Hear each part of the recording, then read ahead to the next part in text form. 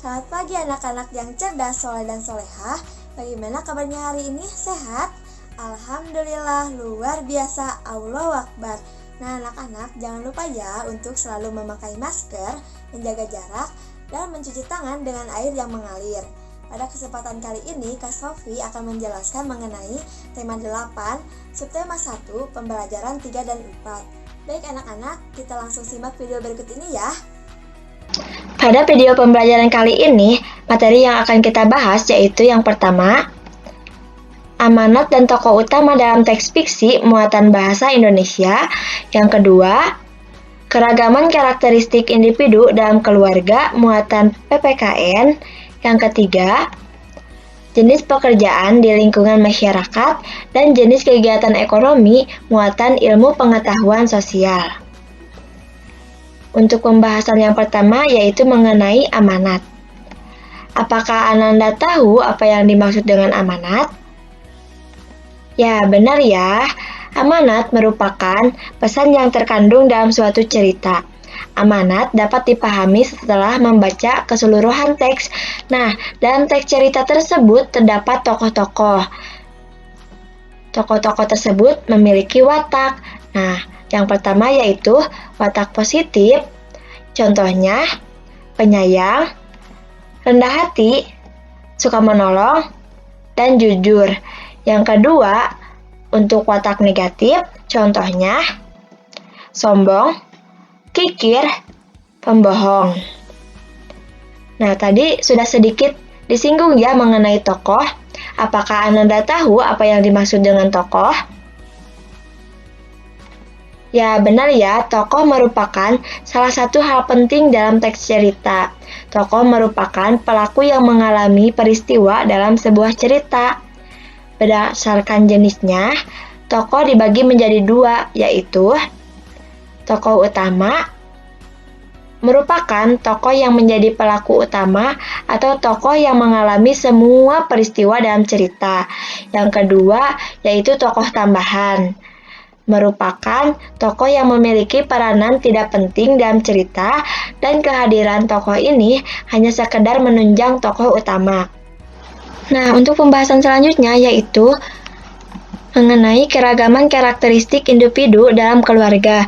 Nah, keragaman karakteristik individu ini dapat berupa ciri fisik, kegemaran, dan sifat. Ciri fisik dapat meliputi warna kulit, bentuk dan panjang rambut, tinggi badan, dan berat badan. Sedangkan kegemaran dapat meliputi makanan kesukaan, seperti misalkan ibu suka nasi goreng, sedangkan ayah menyukai kopi hitam. Selanjutnya dapat meliputi kegiatan kegemaran.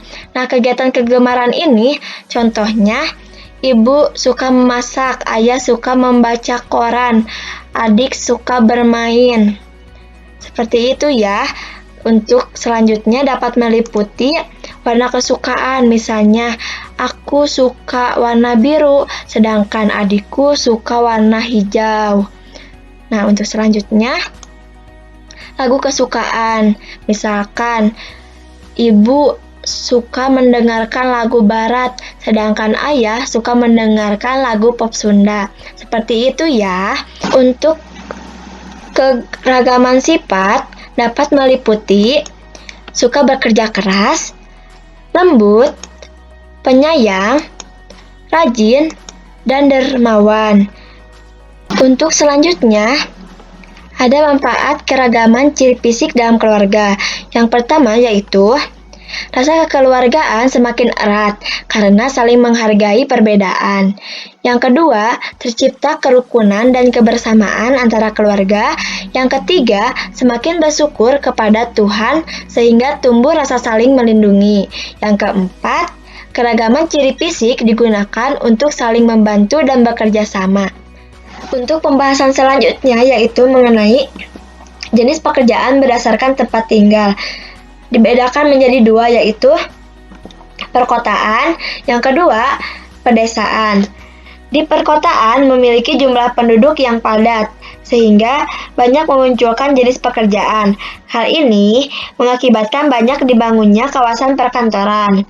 Jenis pekerjaan yang terdapat di kawasan perkantoran antara lain pegawai kantor dan penjaga keamanan, sedangkan di pedesaan umumnya masih banyak penduduk yang bekerja dengan memanfaatkan sumber daya alam yang tersedia.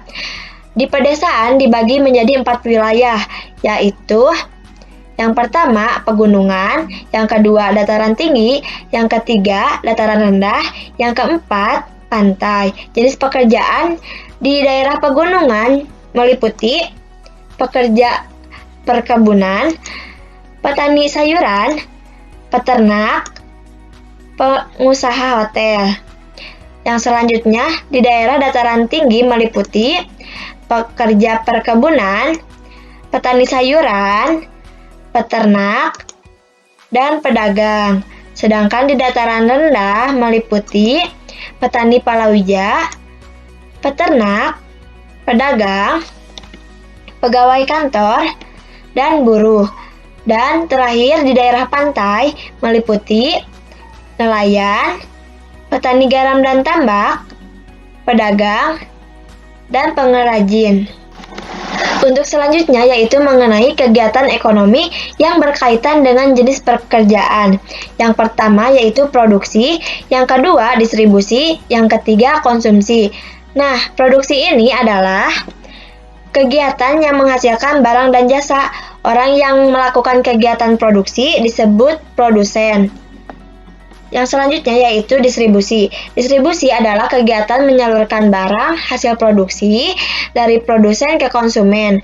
Orang yang melakukan kegiatan tersebut disebut distributor.